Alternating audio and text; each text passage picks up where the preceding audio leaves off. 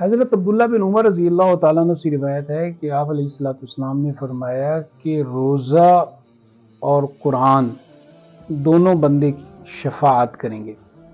روزہ یہ کہے گا، اے میرے مالک، میں نے اسے شہوت سے روکے رکھا، کھانے پینے سے روکے رکھا، تو میری سفارش قبول فرما۔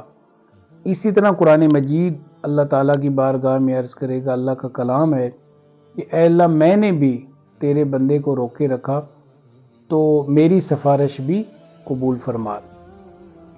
اب یہ جو سفارش ہے، یہ شفاعت ہے، یہ کیا ہے؟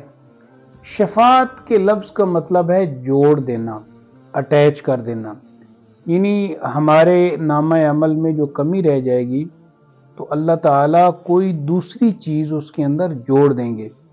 سب سے بڑی شفاعت تو خود سید العالمین صلی اللہ علیہ وآلہ وسلم اپنی امت کے حق میں کریں گے، اور حضور جب سفارش کریں گے، شفاعت کریں گے، تو اس کا مطلب یہ ہے کہ اللہ تعالیٰ کی بارگاہ میں عرض کریں گے کہ اے اللہ، میری اس امت کو یا اس میرے امتی کو بخش دے اور اس پہ رحم فرما۔ تو آپ علیہ الصلوۃ والسلام کی یہ جو دعا ہے وہ ہمارے نامہ عمل کے ساتھ اٹیچ کر دی جائے گی، جوڑ دی جائے گی، تو یہ شفاعت ہے۔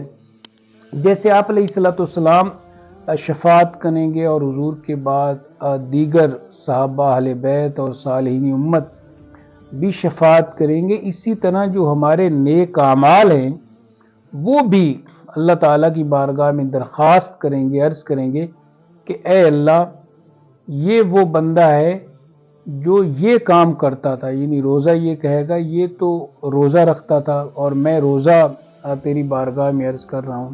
اور قرآن مجید اللہ تعالیٰ کی بارگاہ میں یہ درخواست کرے گا کہ اے اللہ، میں تیرا کلام ہوں اور یہ بندہ مجھے پڑھا کرتا تھا اور مجھ پر عمل کرتا تھا۔ اللہ تعالیٰ ہمارے حق میں روزہ کی شفاعت بھی اور قرآن مجید کی شفاعت اور سفارش اس کو قبول فرمائے۔ وآخر دعوانا الحمدللہ رب العالمین۔